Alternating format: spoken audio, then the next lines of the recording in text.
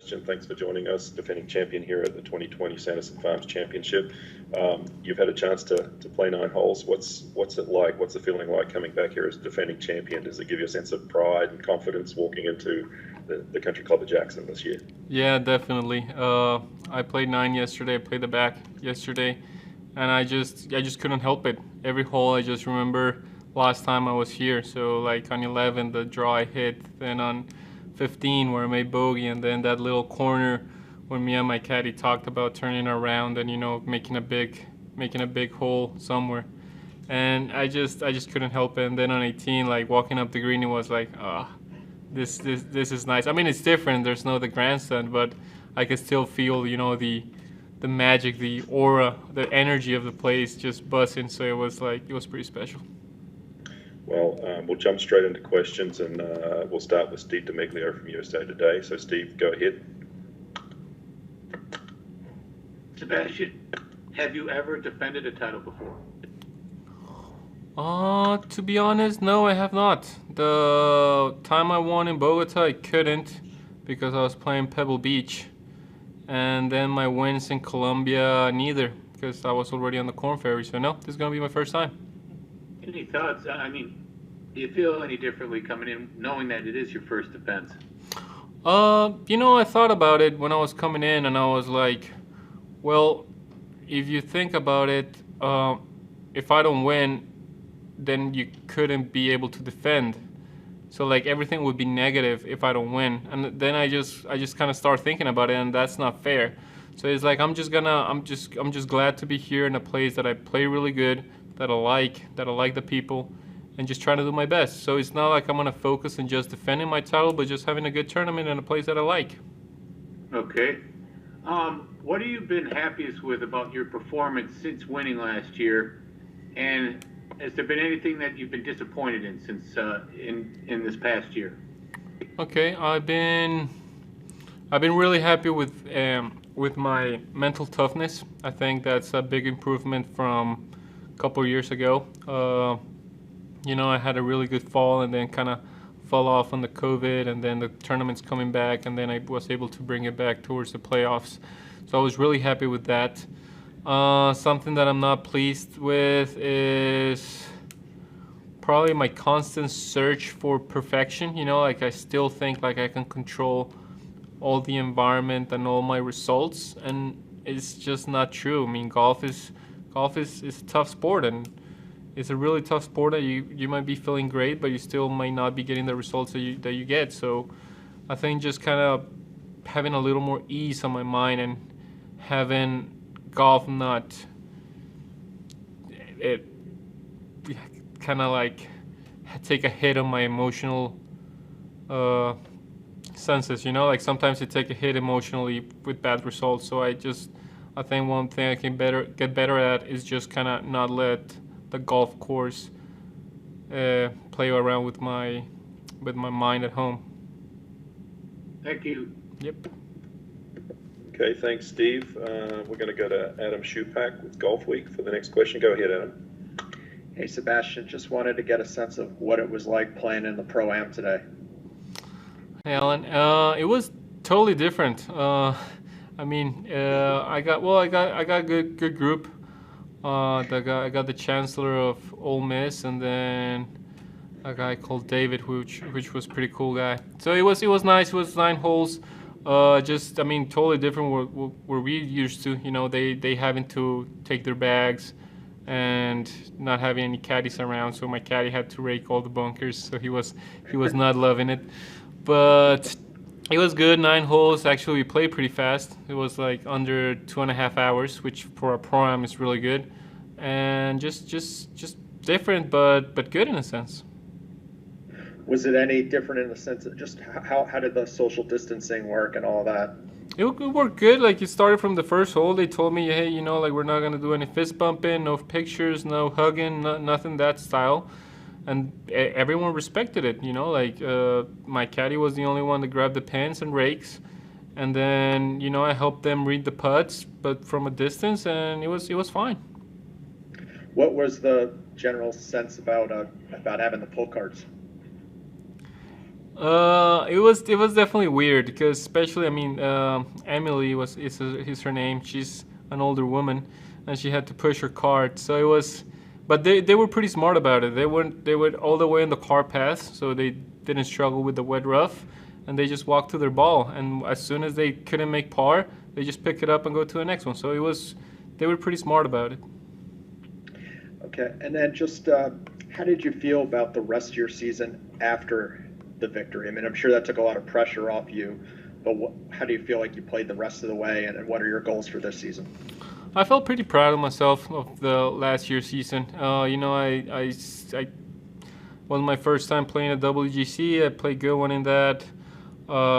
Then the playoffs, I played really good in that. So I mean, the results were there. Then I had a little bump coming back from the COVID, which it was hard to take, but I remained positive and tough, and managed to steer around.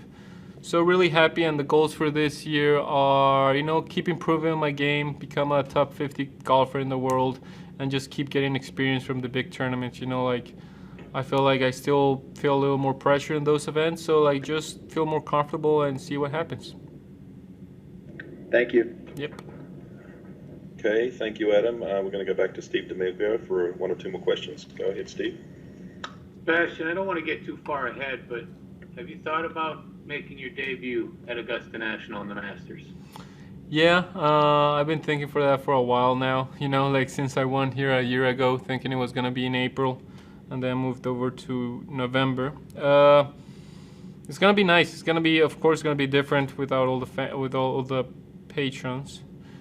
But yeah, it's gonna be nice. It's gonna be cold. I think it's gonna play long, and we'll see how it goes. The good thing is that like I'm gonna play that one and then in April, so hopefully I'll get best of both worlds. Have you been there before? I went over last year, actually November after the RSM. So how was it playing in November? it was cold. Like I remember, I booked for 2 days. So the first day, it was gorgeous. I played like in around noon or a little later. It was like 70, 65s. It was just long that time, but they told me it was playing different in April. And then the next morning I had 8 a.m. tee time, and I looked at the weather and it showed like 45 or 50, and I'm like, I'm not gonna play since it's not gonna be this cold that time of the year. So I didn't play because it was gonna be too cold. How much longer was it playing? Can you give me an example of something that surprised you? Yeah, it surprised me hitting 3-iron on 11 for my second shot.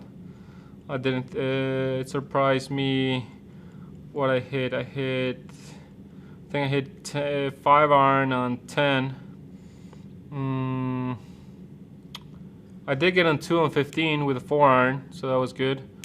But and also 18. Like I think I didn't reach the first left bunker, which they told me was in play, but I think I didn't reach it. So yeah, it was just playing longer. They told me that that was not like I should expect to play shorter distance, but yeah, it does play longer. And last thing, what are you most happy with about your game right now, and what are you concerned about, if anything? I feel really happy with my mind, to be honest. I feel like the swing stuff has been working good since a year ago. I mean, there's always little tweaks here and there, but my swing stuff's good. But the thing that has improved the most, I think, is my head, and just not making it a big thing and just going out and play golf, which is how I play the best. And can't remember the second part. What was it? Of the question? No idea. No. If you're disappointed, I mean, if there's a concern, if there's one part of your game you're really working on. Not really. I mean, just my normal stuff. Sometimes I get a little too handsy. Sometimes I don't let the body dictate the movement of the club. I just kind of get handsy and hump the ball a little bit instead of kind of staying back and just let the body rotate through the shot. So it's just a little more tempo, but it's not like I'm preoccupied or like nervous about it. Okay, thank you, Steve. Looks like we have another question from Adam, so let's go back to Adam. Shoot back. Yeah, Sebastian, how did you celebrate? Did you do something special? And what was the best perk of being a PGA Tour winner? I finished here, and then I did the media, and I stayed with the sponsors, and I signed the flags, and then I was probably home 2.5 hours later after I was done, and they had burgers. I was staying with the host family, and they had burgers for me and beer, and I think I chugged the first beer, just just kind of like thirsty, just kind of like just relaxed, and that was awesome. And then I had like 2 burgers and just talked to the friends and just remembered like the shots that I was hitting and what what was I thinking in those shots, and we just had a great night. But I think by 10 I was just exhausted. I was just drained, so I just went to bed. What type of beer was it? I think it was like a light beer, like a Coors Light or a Michelob Ultra, something like that. And then what was the best perk of now being a PGA Tour winner? The best perk, well, now with the COVID status, I get an extra year of being on tour, so that's huge bonus. I feel like I'm playing good, and it just takes kind of like that stress away about your card, so I can just go out and free will it and just go for big things. All right, thank you. Yep. Sebastian, just to finish up. Here we are. Just to finish up, you made the cut at the US Open just a few weeks ago. It's the first time you've made a cut in a major. You mentioned to Steve about doing things better in the bigger events. You've played in all the majors except for the Masters, which you'll be in shortly. What do you specifically have to do to compete in those bigger events better than what you've been doing? Well, definitely, like, I felt a lot more comfortable for the US Open. I just felt like it was a little unlucky that like my pairing was the last one out of Friday, so I finished like bogey, par bogey, like with like barely any light. So I feel like that was on a disadvantage for me, like because then I go early on Saturday and the weather is a lot cooler with a lot more wind, and that just kind of take you off your chances right there. So I feel like first off, I need better tee times. I feel more comfortable now, and now if I get like a better tee time, probably in the Masters not gonna have any problems since it's a smaller field. But like in the past tee times, like British Open, I teed off last at 4:20, and then the U.S. Open and Shinnecock, I teed off at 6 in the morning. And so it's just like I just need a better lock with the draw, and I think that'll help me a lot to make a better tournament. And just finally, the President's Cup is in 2022. It's a fair ways away, but the way that you've been playing and getting experience in these bigger tournaments, is that something that's on your radar?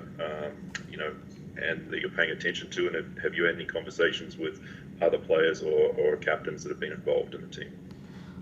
Definitely, it's something that I want to be a part of. I haven't played a team event. Well, I mean, excluding the Zurich in a while.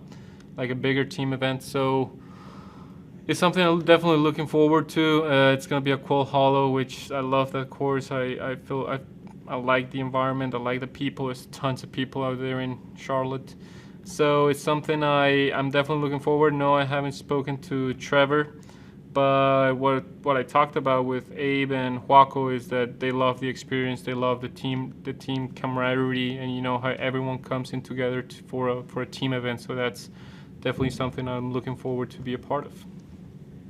Well, we appreciate you making the time for all of us, and enjoy this week defending your first title. Yeah, awesome. Appreciate it. Thank you. Thanks, Sebastian. Yep. Bye-bye. Bye-bye.